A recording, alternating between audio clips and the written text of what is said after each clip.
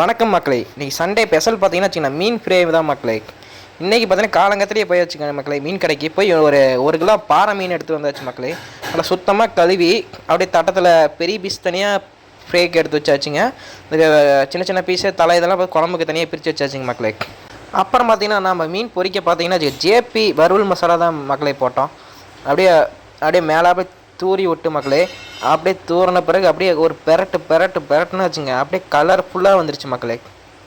அப்படியே பார்க்கணும் அப்படியே சும்மா தலை நல்லா கலர்ஃபுல்லாக இருக்குது மக்களே. மசாலாலாம் போட்ட பிறகு அப்புறம் பார்த்தீங்கன்னா வச்சுங்க, நம்ம எண்ணெய் நல்லா கொதித்த பிறகு நம்ம ஒரு பீஸை எடுத்து அப்படியே எண்ணெயில் போட்டு அப்படின்னு வச்சுக்க, சவுண்டு சும்மா படப்படன்னு அப்படியே பொரியிற சவுண்டு கேட்கும் பாருங்க, அப்படி இருக்குங்க மக்களே.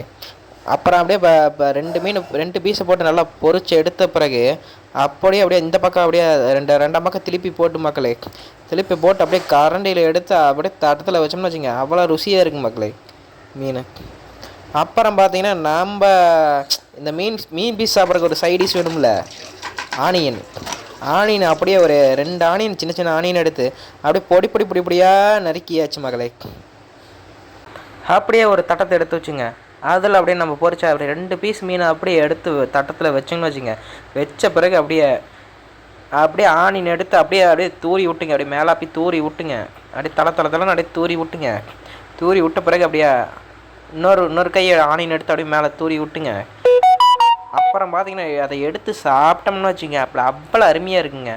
அப்படியே கையில் எடுத்து வச்சு அப்படியே அந்த மீனை அப்படியே பிச்சோம்னு வச்சுங்க, அப்படியே சாப்பிட்டா வருதுங்க, அப்படியே சாப்பிட்டா பஞ்சு போல் இருக்குதுங்க, அப்படியே சாப்பிட்டா பஞ்சு போல் இருக்குங்க. அப்படியே ஒரு கடி அப்படியே ஆனியனையும் அந்த மீனையும் வச்சு சாப்பிட்டோம்னா அவ்வளோ ருசிங்க அதுக்கு.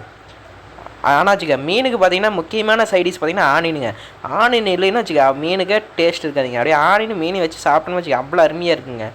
இந்த வீடியோ பிடிச்சா உங்களுக்கு லைக் பண்ணுங்கள், அண்டு மறக்காமல் சப்ஸ்கிரைப் பண்ணுங்கள் மக்களே.